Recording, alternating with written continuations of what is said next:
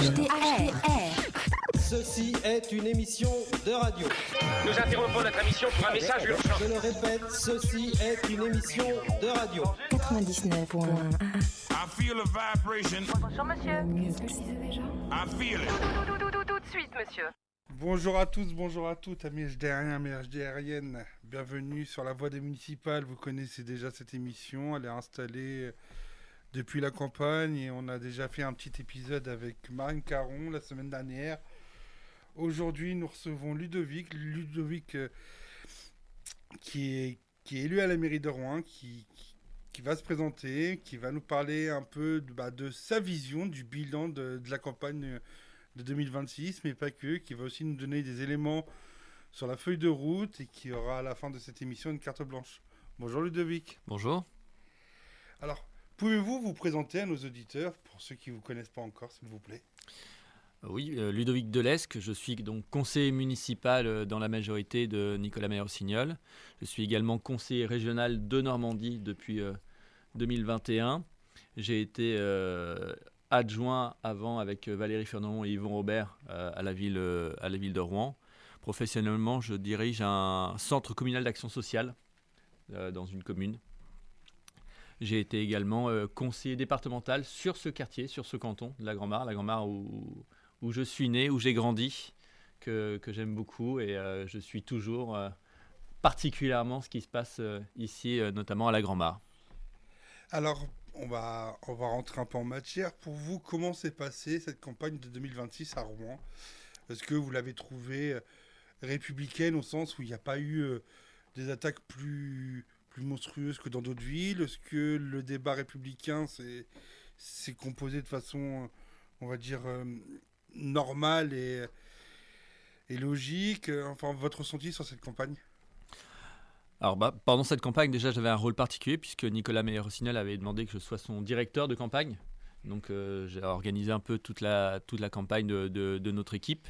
Et très rapidement, on a fait équipe et avec les écologistes et avec le Parti communiste, ainsi qu'avec Place Publique et des citoyens non encartés. Et ça, c'est toujours important d'avoir tout ce panel sur une liste, dans une campagne. Donc, globalement, moi, je trouve que cette campagne s'est bien déroulée, de manière républicaine, comme vous le disiez. Ça a été, évidemment, il y a toujours des mots un peu plus hauts que d'autres ou des moments un peu plus tendus que d'autres, mais ça arrive comme dans la vie. Mais il faut savoir redescendre, il faut savoir respecter. C'est aussi pour ça que je pense que Nicolas Meyer-Rossignol m'a voulu en tant que directeur de campagne. C'est que, enfin voilà, chacun a une vérité propre ou quoi que ce soit. Tout le monde peut avoir des éléments, peut avoir des choses importantes à dire et à proposer. Et il faut respecter les unes et les uns. Donc je pense que cette campagne s'est faite dans ce climat. Et justement, vous qui avez été le directeur, ça veut dire que vous avez été au cœur du dispositif. C'était pas facile de faire une campagne à la fois de bilan et de redemander la confiance des Rouennais. J'ai été élu, comme je le disais tout à l'heure, avec Valérie Fernand et Yvon Robert. Nicolas Meyer-Rossignol m'avait proposé d'être sur sa liste là, pour le précédent mandat. Je n'avais pas souhaité pour prendre un peu de temps aussi pour moi. Il faut savoir aussi dire qu'on n'a pas le temps et qu'on ferait moins bien que d'autres. Et donc, j'ai laissé ma place. Il m'avait redemandé là. Et par rapport à votre question, je trouvais que le bilan de Nicolas Meyer-Rossignol à la ville de Rouen et à la métropole et de son équipe avait été vraiment remarquable sur la ville de Rouen. Donc, ça n'a pas été compliqué et les gens nous l'ont dit comme ça dans les réunions bilan, puisqu'on a fait une première période avant les fêtes de fin d'année, on va dire, sur des réunions bilan dans tous les quartiers de la ville, puis après sur le projet. Et pendant les réunions bilan, ça a conforté cette idée, c'est que vraiment le bilan de la ville était bon. La ville s'était transformée pendant ces 6 dernières années, et donc il était plutôt facile de le défendre, d'autant plus qu'il était bon, quoi. Donc, et on a pu partir de ce bon bilan pour justement avoir des projets en continuité et en développement de ce qui avait été fait dans le précédent mandat. Donc non, ça a plutôt été un facilitateur de s'appuyer sur le bilan. Et pour la feuille de route qui va être lancée, qui est en train d'être installée, on va essayer de faire étape par étape. Alors, il y a eu la campagne. au moment des résultats du deuxième tour, comment vous avez réagi? Je pense que la joie était là, mais c'est surtout la sensation de reprendre un mandat politique. Justement, le fait que vous avez fait une césure, quel a été le fait d'être réélu à nouveau conseiller municipal? Déjà, d'être élu, et d'être élu, tout simplement, c'est une fierté. Des gens nous font confiance, ou en tout cas sont venus voter parce qu'ils pensent que le projet peut être intéressant, ou en tout cas la vision pour le territoire peut l'être. Qu'on soit adjoint, maire ou conseiller municipal, comme c'est mon cas, hein, d'ailleurs je suis simple conseiller municipal, pour moi c'est une vraie fierté, et on doit travailler pour les personnes justement qui nous ont fait confiance, ou en tout cas qui ont voté pour nous, et même pour celles qui n'ont pas voté pour nous. Donc rien que d'être élu, c'est une immense fierté déjà. On va passer aussi à l'étape de l'installation du conseil, sachant que là il y a deux groupes dites pour certains extrêmes, en l'occurrence l'extrême droite de Grégoire Houdan et la France Insoumise de Maxime Da Silva, qui se sont intégrés au conseil municipal. Comment s'est passée l'installation? Comment vous l'avez vécu, vous, en tant que membre de la majorité municipale? Alors, un conseil municipal, c'est avant tout aussi un théâtre. Chacun joue sa partition, chacun joue son rôle. C'est un moment important dans la démocratie, un conseil municipal, mais ce n'est pas le moment le plus important. Ce n'est pas là où on travaille au quotidien pour les habitants ou quoi que ce soit, même si on doit prendre des décisions.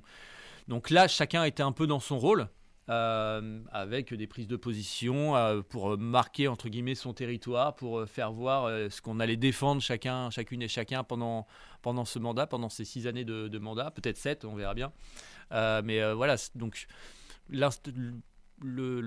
c'est toujours un moment marquant aussi d'élire le maire, puisque le maire n'est pas élu directement par les habitants, mais c'est au sein du conseil municipal, et c'est toujours un moment rempli d'émotions, pour moi en tout cas, que d'élire le maire à ce moment-là, avec son discours, avec on sait comment une campagne est dure, on sait comment sur l'emploi du temps, sur la famille, sur voilà, c'est des moments pas faciles non plus, une campagne. Et quand on sait tout ce qu'il y a derrière, ce moment justement d'élection du maire, de victoire, est un moment d'émotion, un moment important. Après, voilà, c'est vrai qu'il n'y avait pas notamment l'extrême droite au conseil municipal la dernière fois. Nous, on l'a à la région. Et on sait que sur certaines prises de décision ou de prise de parole, ils peuvent être très durs, ils peuvent être, être à la limite parfois. Donc on sait que ça va arriver encore pendant ce mandat, malheureusement. Mais s'ils sont là, c'est qu'il y a des personnes qui ont voté pour eux. Et c'est que les partis, entre guillemets, dits républicains, ne répondent peut-être pas à toutes les attentes pour certains habitants. Et il faut aller justement à leur rencontre, aller les convaincre que justement, c'est pas une réponse que de voter pour l'extrême droite. Il y a l'extrême droite, comme vous dites si bien au conseil, mais il y a aussi la dite extrême gauche. Enfin, ça, c'est ce que dit le ministère de l'Intérieur, au sens où la France Insoumise est aussi maintenant rentrée au conseil municipal de Rouen. Donc, c'est aussi une autre façon de fonctionner. Et j'ai pas envie de faire de la popole dans cette émission, mais on sait très bien qu'en ce moment, avec la sphère présidentielle qui commence à arriver à nos pas en ces quelques mois, la France Insoumise et le PS ne sont pas forcément copains-copains. Donc du coup, est-ce que vous n'avez pas peur, enfin, ma question va être posée, est-ce que vous n'avez pas peur que le conseil municipal de Rouen commence à ressembler aussi à une mini-assemblée nationale? Vous avez totalement raison. C'est-à-dire que plus on va se rapprocher des élections présidentielles et législatives qui vont suivre, il y aura sûrement dissolution par le nouveau président pour avoir une assemblée qui lui ressemble, la nouvelle présidente. Les débats au sein du conseil municipal vont se politiser et vont se nationaliser. Et c'était un des reproches, c'est que la France Insoumise nationalise beaucoup le débat municipal. Alors qu'on doit rester avant tout sur un débat municipal, il y a une nationalisation du débat qui mélange un peu tout aussi pour les personnes. Et du coup, des fois, on ne sait plus qui fait quoi dans les collectivités. Et quand on ne sait pas qui fait quoi, on ne voit pas pourquoi aller voter, puisqu'on ne sait pas à quoi ça sert. Et de mélanger les élections, de mélanger les débats comme ça, c'est jamais bon pour moi. même si chaque débat est important, et le débat national est important, mais il a des moments de débat autres, et qui doivent être autres que celles du conseil municipal. Mais évidemment, pour répondre à votre question, que les débats vont se nationaliser et vont porter sur des débats nationaux. Ça a déjà commencé, sur la première motion qui était présentée par la France Insoumise, qui était sur le prix de l'énergie et qu'il fallait réguler ce prix, stopper le prix de l'énergie, notamment de l'essence, auquel la ville de Rouen n'a aucun pouvoir là-dessus. Donc évidemment, on peut débattre longtemps là-dessus. Évidemment, il y a des propositions qui sont faites par les partis, que ce soit la France Insoumise, que ce soit PS ou par d'autres.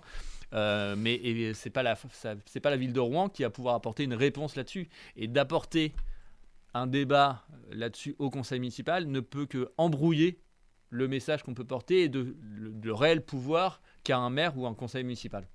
C'est ça, c'est le maire.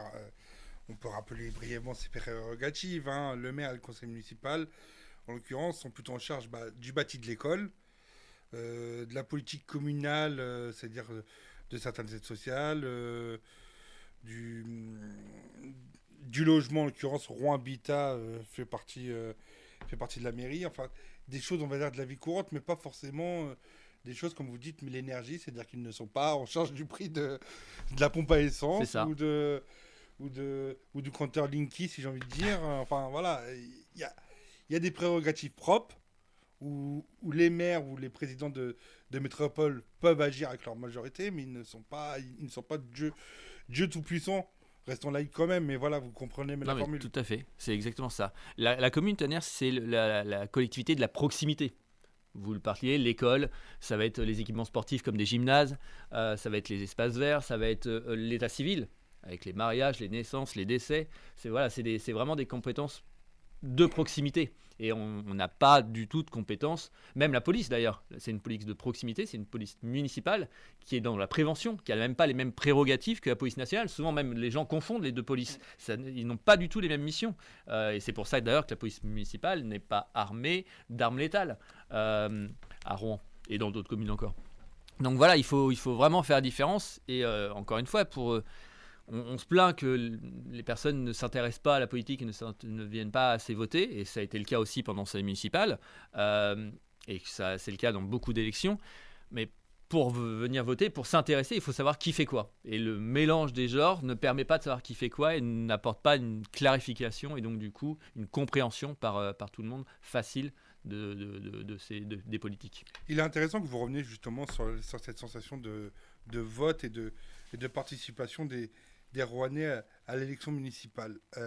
Pour être totalement honnête avec vous, moi, avant de m'y être intéressé pour la radio HDR, c'est vrai que l'élection du maire, je savais plus ou moins comment ça se passait, sauf que pour moi, le maire était un élu local comme un autre. C'est-à-dire que je ne voyais pas forcément l'intérêt. En m'y intéressant, en étant justement, en suivant la campagne depuis octobre, j'ai pu voir l'importance d'un maire, d'un conseiller municipal.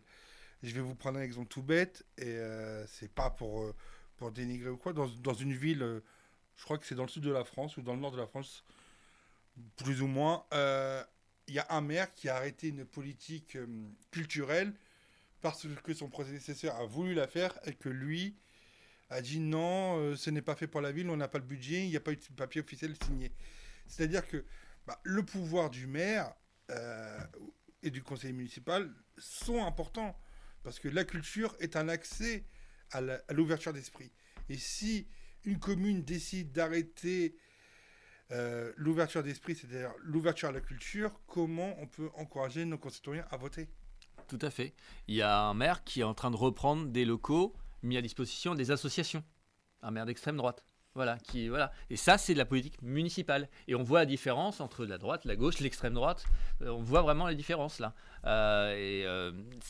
Vous avez totalement raison. La culture, Nicolas Maire-Rossignol a dit, on sanctuarise le budget de la culture. La première adjointe et l'adjointe à la culture, justement parce que c'est par la culture que tout passe aujourd'hui, et que au contraire, notamment à droite, c'est surtout là-dessus qu'on diminue les crédits quand il y a les premières difficultés qui arrivent. Et non, au contraire, c'est par là que ça doit passer, c'est par la culture commune avec les associations, avec les associations culturelles, mais les associations de manière générale, qu'une ville se bâtit et s'enrichit pour ses habitants avant tout. Parlons maintenant de votre feuille de route. Alors, on a vu justement Fier de Rouen faire campagne, présenter à la fois le bilan, mais aussi de nouvelles propositions. Quand sera possible justement de mettre en place les premières propositions que vous et vos équipes se sont engagées à mettre en œuvre? Notre feuille de route, elle se tient déjà en 3 mots. Résilience, résistance et fraternité. Et je vais revenir après sur le précis dans le programme. Mais résilience, si on le voit là, on va arriver dans les prochains jours à une canicule. Il faut vraiment que les territoires et les communes s'adaptent au changement climatique. Maintenant, on n'est plus à se poser la question si ça va arriver ou pas, mais comment faire pour s'adapter à ce changement climatique. Et c'est là que c'est important, notamment de créer des espaces verts supplémentaires, de revégéter la ville, revégéter les cours d'école, comme c'est le cas, ou les choses comme ça. La ville doit totalement s'adapter, ou rouvrir des points d'eau, comme le parc canal Camille Claudel, ou des choses comme ça. 2, résistance. On le voit, pas ici, mais dans certains médias, il y a une vraie montée de l'extrême droite, notamment avec le groupe Bolloré, d'une montée de l'extrême droite en France et dans le monde. On le voit avec les États-Unis, on le voit dans d'autres pays. Heureusement, certains pays font marche arrière, mais c'est ça. Et donc, Rouen doit être une ville de résistance. C'est ce que la ville fait avec Zora Mimi, qui est bien connue sur les Hauts de Rouen, mais par rapport aux réfugiés, aux sans-papiers ou les choses comme ça. C'est que la ville de Rouen soit une ville d'accueil et qu'on retrouve une fraternité. On est trop aujourd'hui dans l'individualisme, dans les uns contre les autres. Et on voit, on essaie de monter des groupes les uns contre les autres. Et au contraire, Rouen doit devenir de plus en plus une ville de fraternité où on partage des choses en commun. Il y avait la diffusion hier soir du match de foot ici sur le Rouen où il y avait plusieurs de mes collègues qui étaient là. Oui, au Stade Rouge. Tout à fait. En face de Salomon, exactement. Pour ceux qui ne connaissent pas. Voilà. Hakim Salah, qui est aussi conseiller municipal délégué, notamment sur les Hauts, mais Stéphane Martou aussi était présent avec Caroline Mendy à cet événement. C'est ça aussi, c'est ça la fraternité, c'est partager des moments ensemble.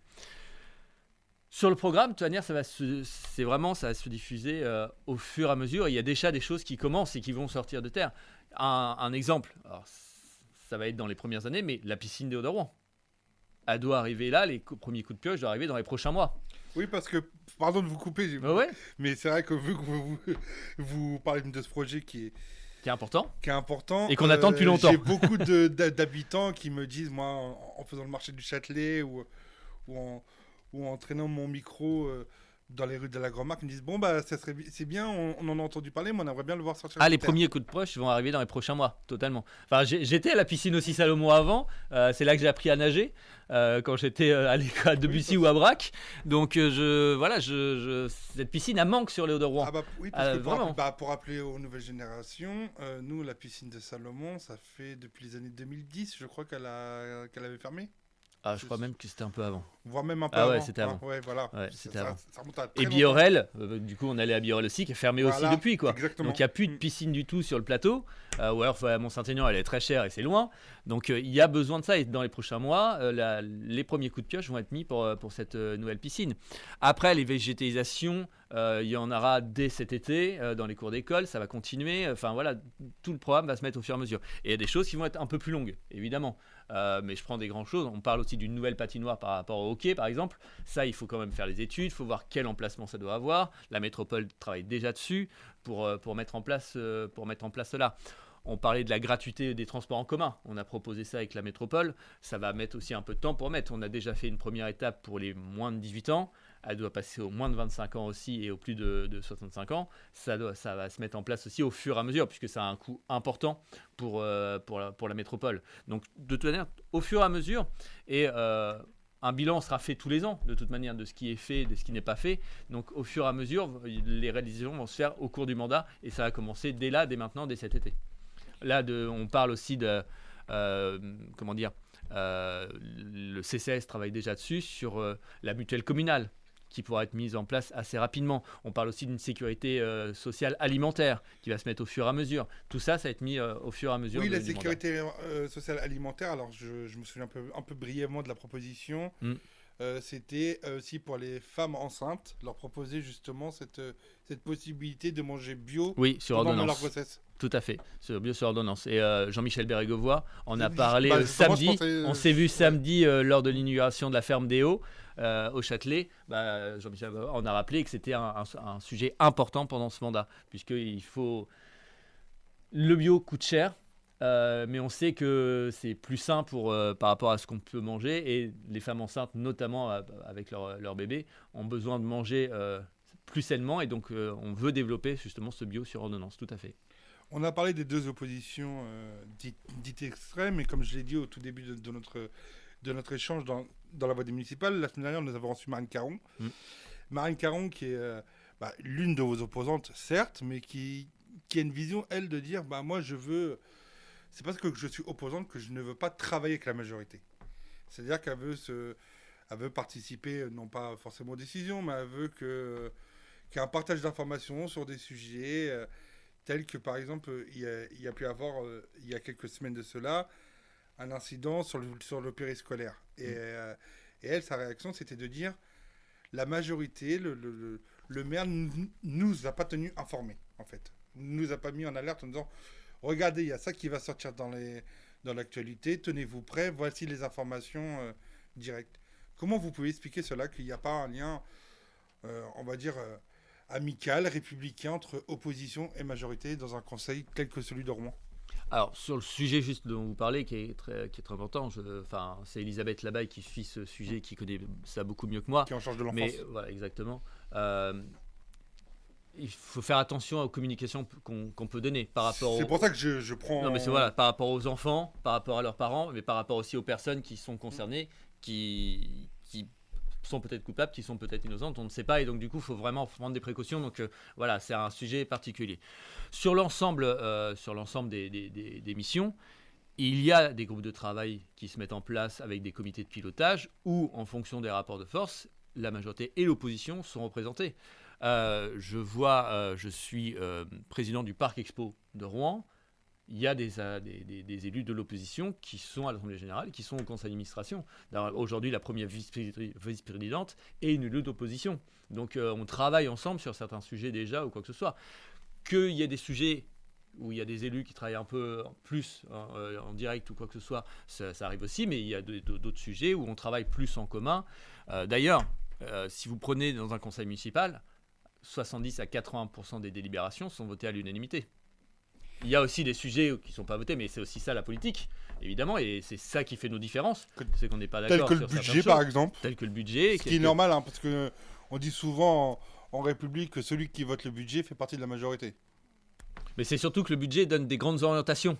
Et les orientations ne sont pas choisies. Sinon, on aura le même programme, et on n'a pas le même programme, on n'a pas les mêmes idées. C'est sain pour la démocratie, justement, qu'on ne soit pas tous d'accord et qu'il y ait une opposition qui regarde ce qui est fait par la majorité et qui puisse contester, qui puisse dire attention, là, je mets un warning là-dessus parce que ça ne devrait pas être fait quoi que ce soit. C'est important qu'il y ait tout ça.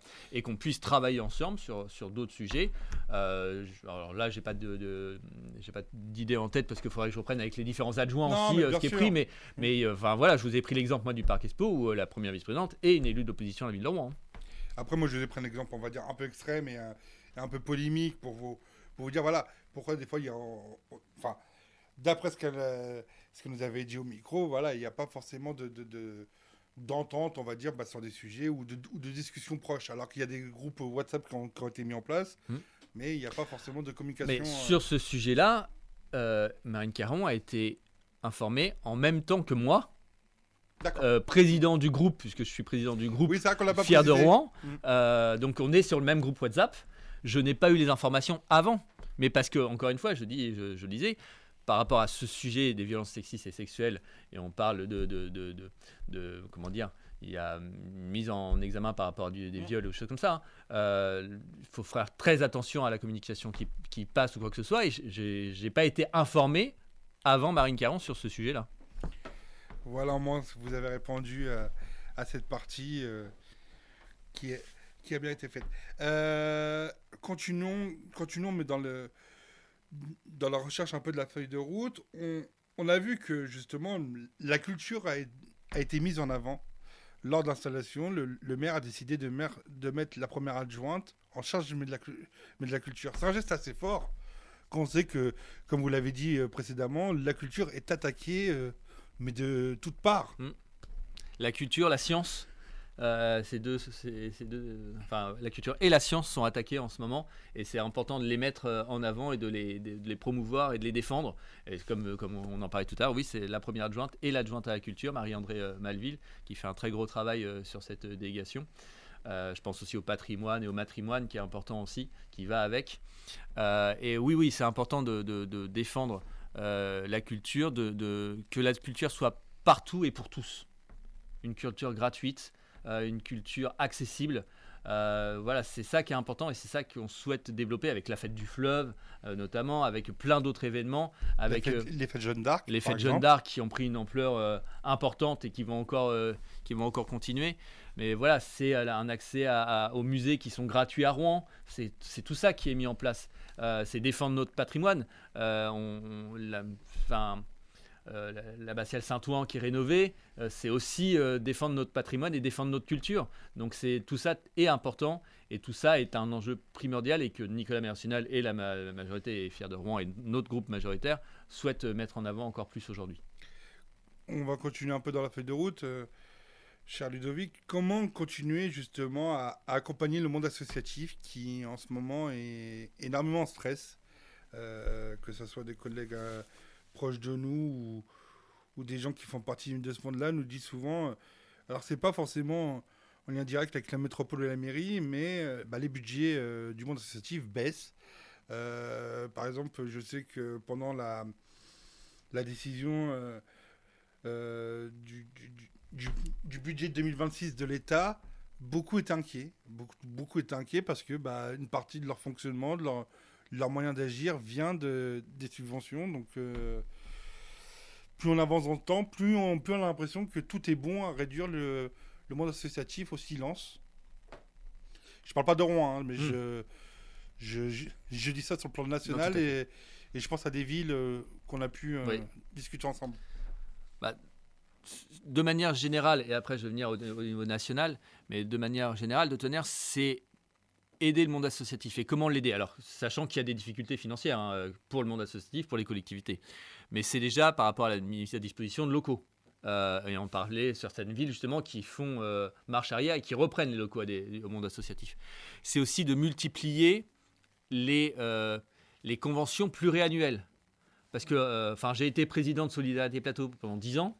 Je connais bien quand il faut faire les dossiers tous les ans et on ne sait pas d'une année sur l'autre ce qu'on va toucher ou quoi que ce soit. Au moins, quand on a sur plusieurs années, on est sûr d'avoir un montant de subvention ou quoi que ce soit, on peut travailler sur des projets beaucoup plus longs. Là, c'est parti de l'Europe, mais c'est une vraie difficulté aussi. Et toutes les collectivités fonctionnent de plus en plus comme ça, et c'est vraiment une difficulté pour les associations, c'est travailler en appel à projet. On doit avoir des personnes dédiées pour répondre aux appels à projets, pour faire les bilans aux appels à projets, alors qu'avant c'était plutôt une subvention de fonctionnement globale et on avançait comme ça et c'était beaucoup plus facile. Aujourd'hui, il faut guetter les appels à projets. Avec l'Europe, des fois, on nous retire des budgets ou quoi que ce soit. Radio HDR avait eu des problèmes notamment avec des fonds européens il y a quelques années. Donc les appels à projets, pour moi, on met en difficulté rien que par ça les associations. Et il faut beaucoup plus faire confiance aux associations et, comme je vous disais, faire des conventions pluriannuelles sur du fonctionnement, et après vous développez votre projet qui rentre dans un intérêt public, un intérêt général. Et comme je disais en début de présentation, les associations, c'est une vraie richesse pour moi, pour une ville. C'est vraiment, en plus, c'est des choses que la ville ne pourrait pas faire sans ces associations, quoi que ce soit, donc il faut vraiment les aider. Au point de vue national, comme dans certaines villes, comme vous le disiez, il y a un recul par rapport à ça. Et ça, je sais que Florence Serwan-Dauté, notre députée, travaille beaucoup là-dessus dans sa commission. Et travaille vraiment pour défendre le monde associatif. Et elle est déjà venue ici, je le sais. Puis, de toute façon, on va la recevoir dans quelques jours pour parler d'une commission en charge, malheureusement, de l'inceste. Oui, elle est beaucoup sur ces sujets-là aussi. Pendant ce moment-là, mais aussi de parler aussi de politique nationale et tout ça. Donc, on va bientôt recevoir Florence. Et donc, Florence travaille beaucoup sur ces sujets, justement au niveau national, pour défendre le monde et le secteur associatif. Mais c'est vrai que vous avez raison. Pas mon job, la technique. HDR 99.1. De retour sur la voie des municipales, toujours en présence de l'ex. Alors, on était sur la feuille de route de la majorité municipale. Moi, j'ai un peu envie de faire ça m'arrive, voilà, dans cette émission, des fois, de faire des retours en arrière. La campagne, les premiers mois de campagne, comment ça se passe, en fait, quand on s'engage pour le peuple, pour ses concitoyens? Bah, c'est beaucoup de temps. Beaucoup de temps vie sur la vie de famille et la vie professionnelle. Il faut se dégager du temps. Là, en tant que directeur de campagne, c'était beaucoup de temps d'organisation pour avoir des équipes, voir comment on allait monter le programme, parce que le projet, il ne se monte pas tout seul. Ce n'est pas que des idées d'une ou deux personnes. Là, on a fait beaucoup d'ateliers. Il y avait 7 groupes différents avec une quinzaine, vingtaine de personnes par groupe sur des thématiques pour réfléchir, voir ce qui avait été fait, voir ce qu'on pouvait proposer, voir si c'était possible financièrement, techniquement ou quoi que ce soit. Donc chaque groupe s'est réuni 3, 4, 5 fois pour proposer des actions, proposer des projets et mettre en place ça pour, in fine, regarder l'ensemble, faire une enveloppe financière pour l'ensemble et proposer le projet qu'on a proposé avec Fier de Rouen, avec Nicolas Meyer-Rossignol. Donc voilà, il y a tout à organiser. Les premiers temps, c'est de l'organisation avant tout.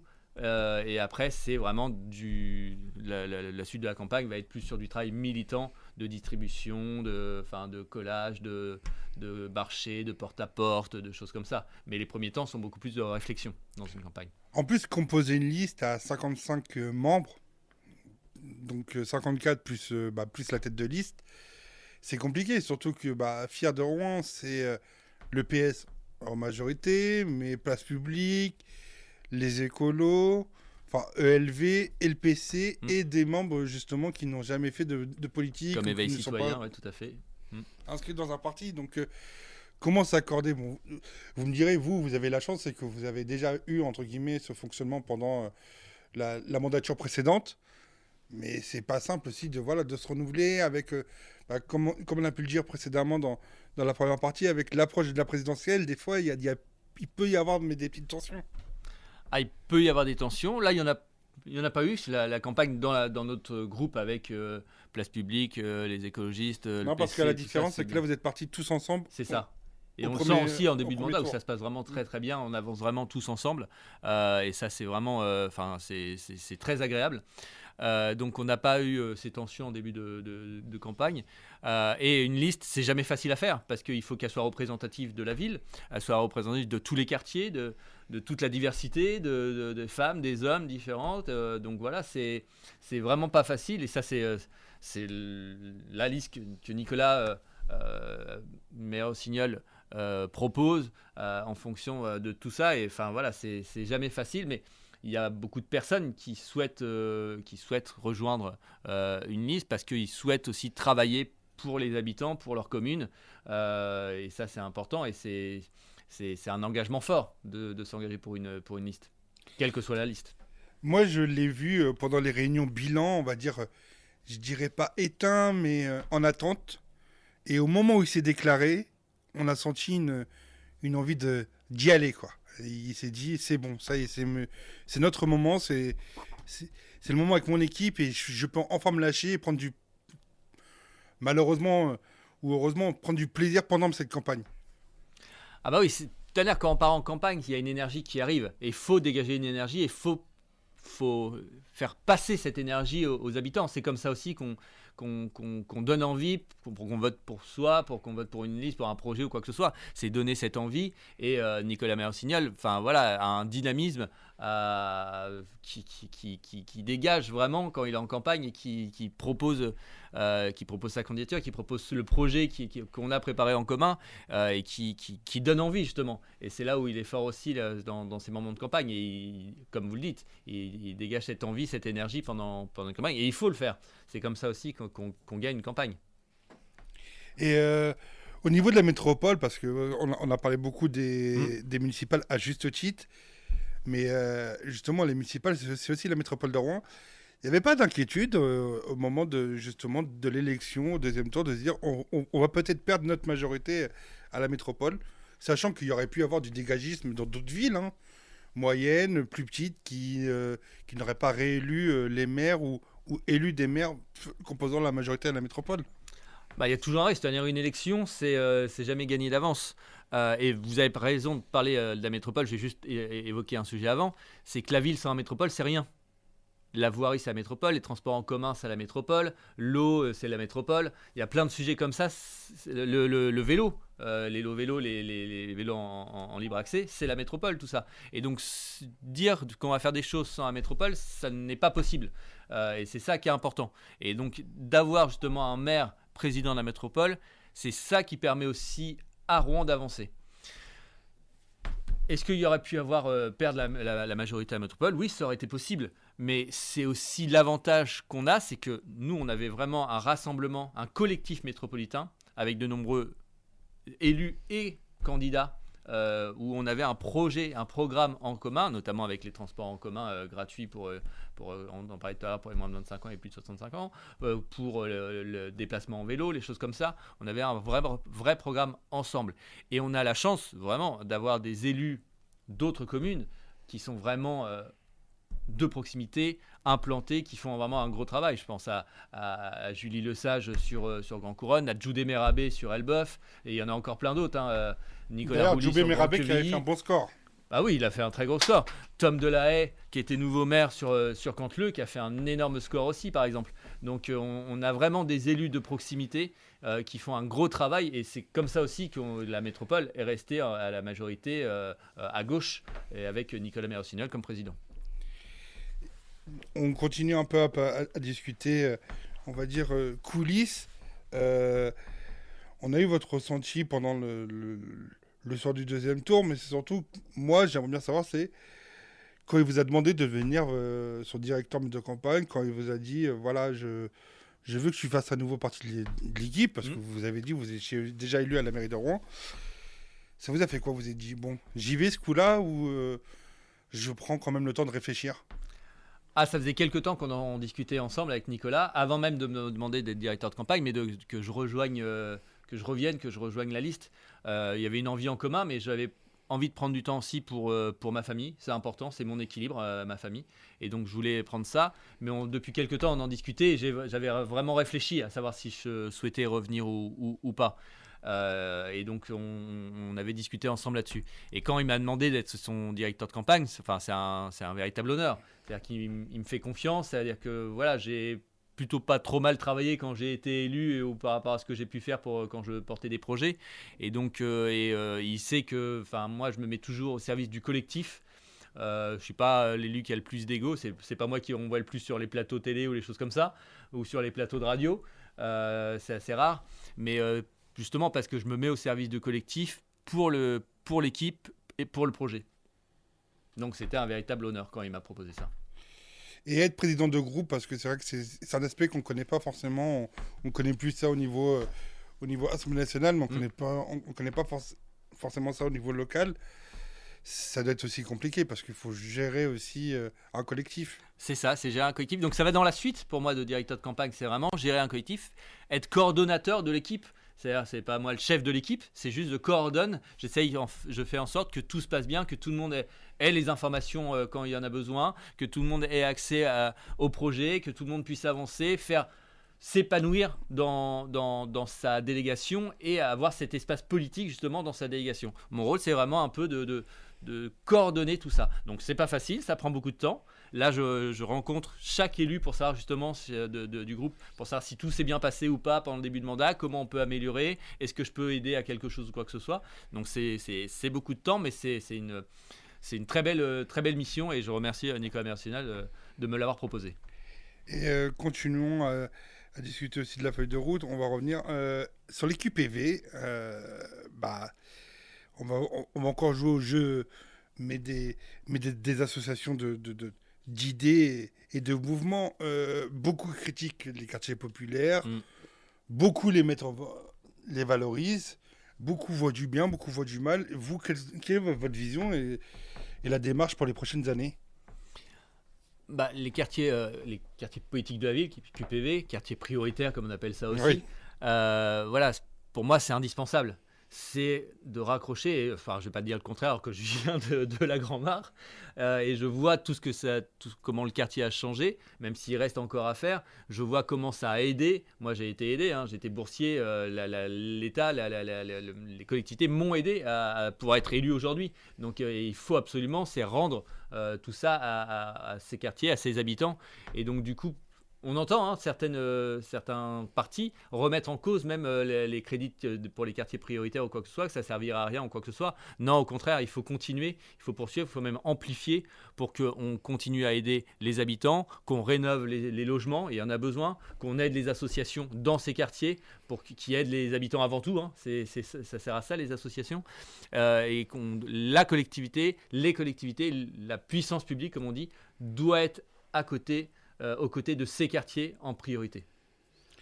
C'est la mairie qui est en charge directement de la cité éducative ou c'est l'État qui délègue aux collectivités? Alors c'est un label, je connais moins ce sujet-là, très clairement, mais c'est un label qui est décerné par l'État à des collectivités qui se portent candidates. Et après, l'État aide les collectivités pour mettre en place cette cité éducative. D'accord, donc je ne veux pas vous poser la question pour ne pas vous mettre en difficulté parce que on a entendu parler comme quoi que ça risque d'être supprimé pour l'année prochaine, donc je ne veux pas non plus...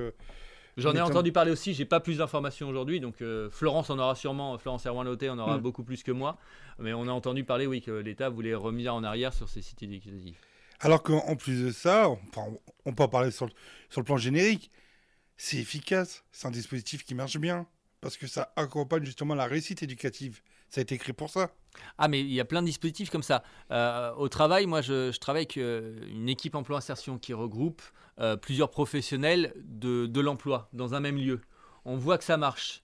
Et pourtant, il y en a de moins en moins parce qu'il y a de moins en moins de crédits. L'État revient de plus en plus là-dessus. Les différents services publics de l'emploi se recroquevillent dans leurs locaux ou quoi que ce soit. Alors que c'est ce qui marche le plus. Et on voit que les collectivités qui avaient des lieux spécifiques à l'emploi sont celles qui ont mieux résisté justement quand il y a eu des difficultés au niveau de l'emploi et du chômage. Donc la cité éducative, c'est la même chose, on voit que ça fonctionne et pourtant avec les baisses de crédit, on voudrait peut-être remettre en cause ces modèles-là. C'est marcher à l'envers pour moi et ce qu'on ne dépense pas aujourd'hui, on le dépensera 2 ou 3 fois plus demain et c'est des mauvaises économies qui sont faites c'est comme ça. Il y a eu l'association Red Aventure qui est venue faire des ateliers sur les hauts de Rouen, pas plus tard que samedi, quand il y avait les hauts du talent et puis l'événement La ferme des hauts. Comment rapprocher jeunes et police?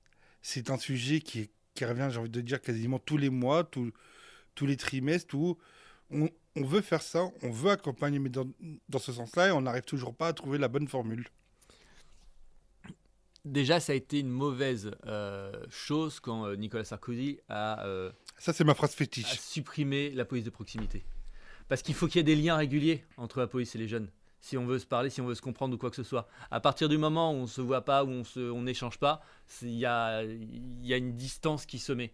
Et une solution serait de remettre cette police de proximité. La police municipale doit servir à ça, mais on n'est pas assez, on n'a pas les moyens, on n'a même pas la compétence en soi. C'est l'État qui a la compétence de police, de la police nationale. Donc il faut absolument rapprocher le plus possible.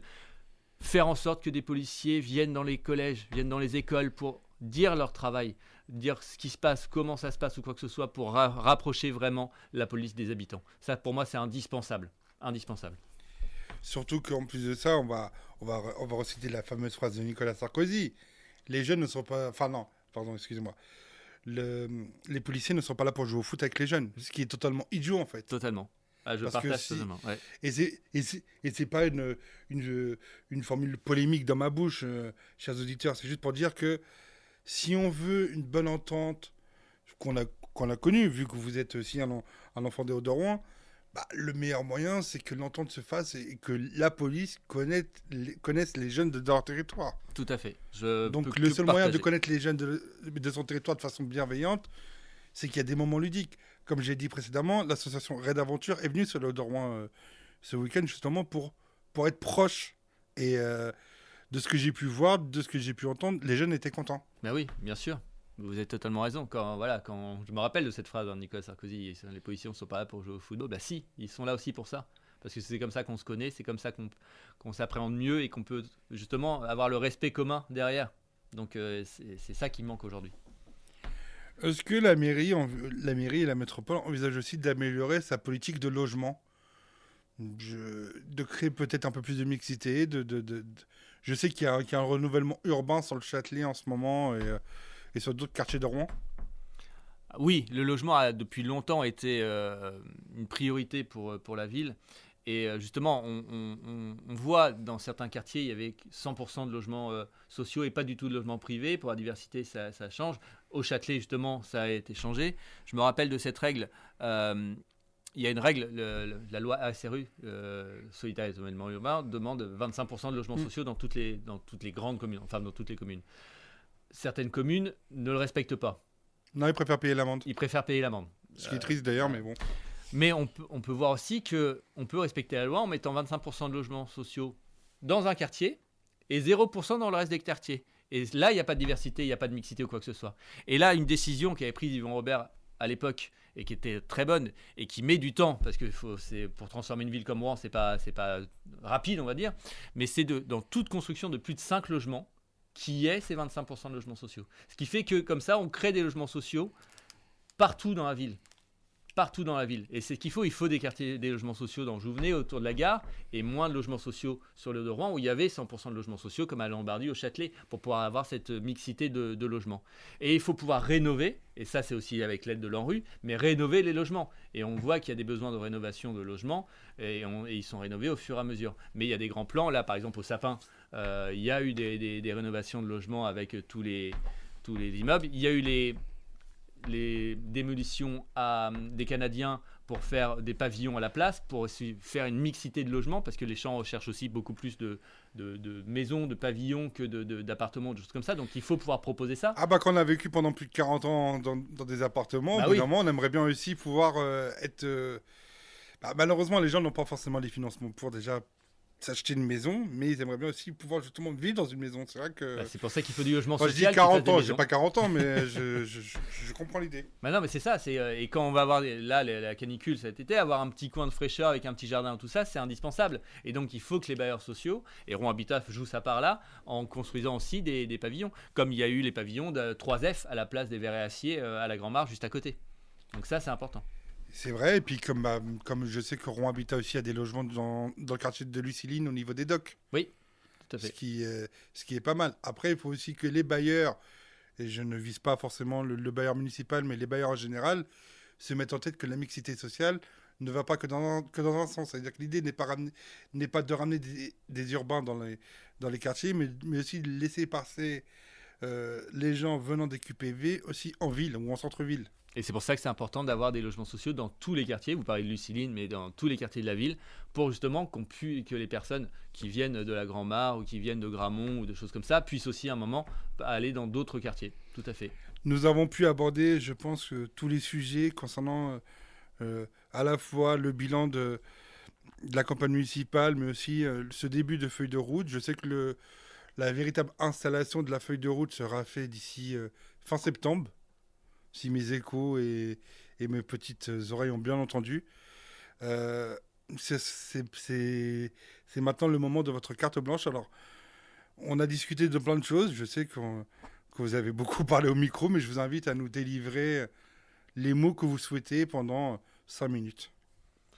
Je ne sais pas si je vais durer 5 minutes, mais... 5 minutes ou moins, mais en tout cas, voilà, vous avez une palette large. Moi, la radio HDR a cet avantage de laisser ses invités... Et je vous en remercie. Pour moi, ce qui est important, c'est de ne jamais oublier d'où on vient.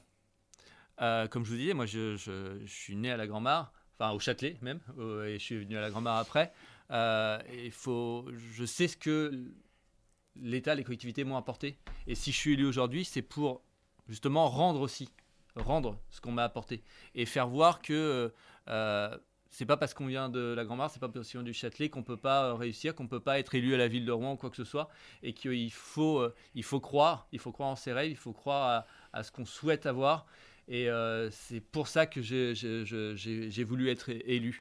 Et un élu, c'est pas une personne au-dessus, et on croit, et des fois on a ce retour des personnes. C'est pas une personne au-dessus des autres ou quoi que ce soit. Hein. C'est la même chose que n'importe qui. C'est la même chose qu'un bénévole associatif ou quoi. On est bénévole politique, c'est-à-dire qu'on aide pour que la vie des habitants d'une ville et la vie de la ville se passe mieux demain que hier.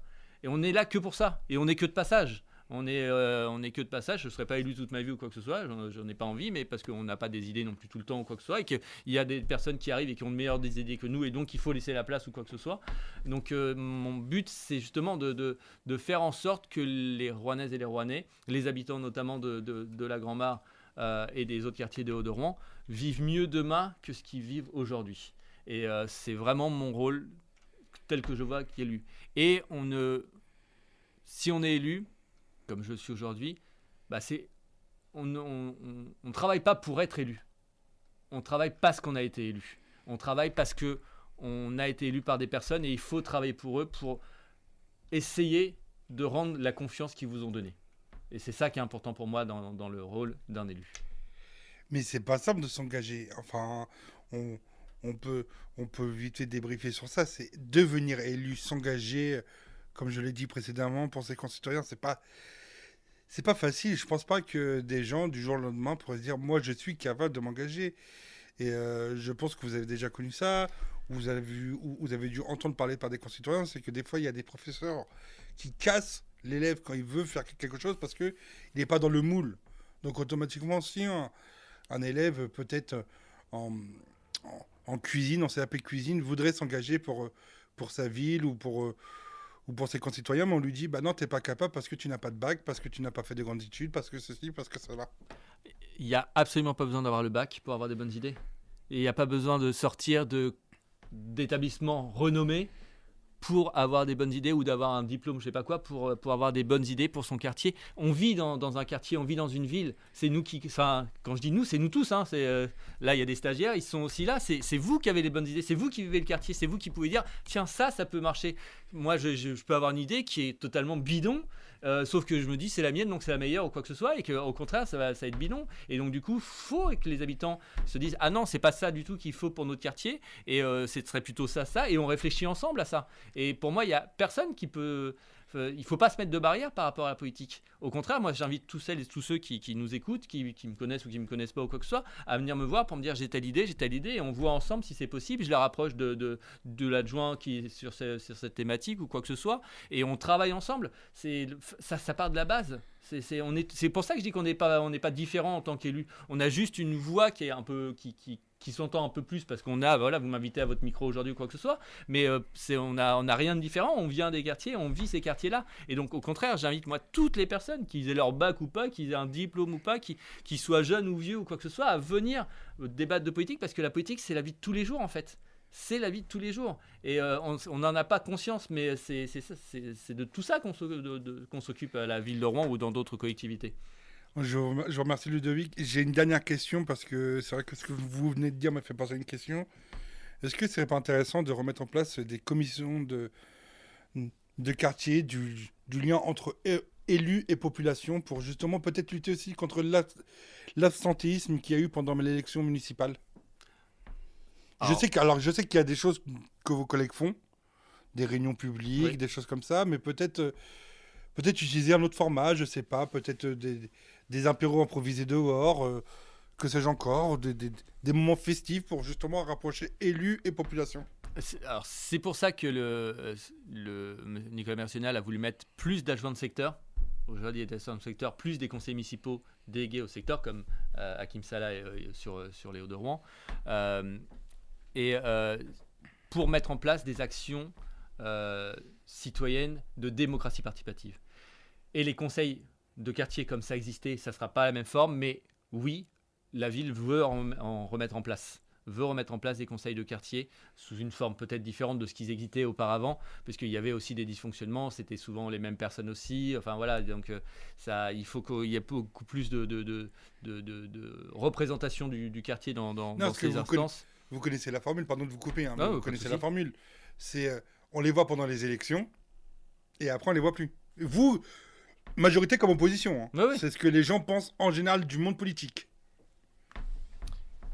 L'élection est passée. Il y avait l'inauguration de la ferme des Hauts samedi. Il y avait une dizaine d'élus. Oui, c'est ça. Il y avait J'ai- de Je me suis majorité. fait la remarque ils sont venus en force. De la majorité comme de l'opposition en plus. Tout à fait. Marine Caron était là. Oui. Non, mais voilà, moi j'ai aucun souci pour le préciser parce que pour moi je me porte en faux par rapport à ça. Parce que les élus ils sont tout le temps. Je vois Adrien Nézet qui est sur la rive gauche.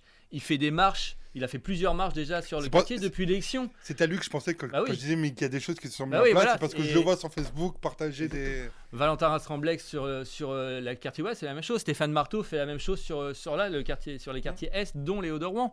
C'est-à-dire qu'il y a beaucoup de choses qui sont faites. Souvent, ce qui est difficile, c'est comment passer l'information. Parce qu'il y a beaucoup trop d'informations des fois et on ne sait pas où aller la chercher. Mais il faut encore développer parce qu'il faut avoir l'avis et les projets d'un maximum d'habitants et d'habitants. Eh ben écoutez, merci en tout cas pour les mots que vous nous avez dit à l'antenne. Merci en tout cas d'être venu dans notre émission La Voix des municipales. Cette émission un peu bilan et un peu futur de la feuille de route de la majorité, mais pas que. On va recevoir dans quelques temps Maxime Da Silva aussi qui viendra. Peut-être Grégoire Houdan. S'il souhaite venir en tout cas à notre antenne, il est le bienvenu, même s'il n'est pas venu pendant la campagne, mais le micro lui reste quand même ouvert. N'hésitez pas à retrouver cette émission sur Spotify et YouTube, et à très prochainement sur nos ondes.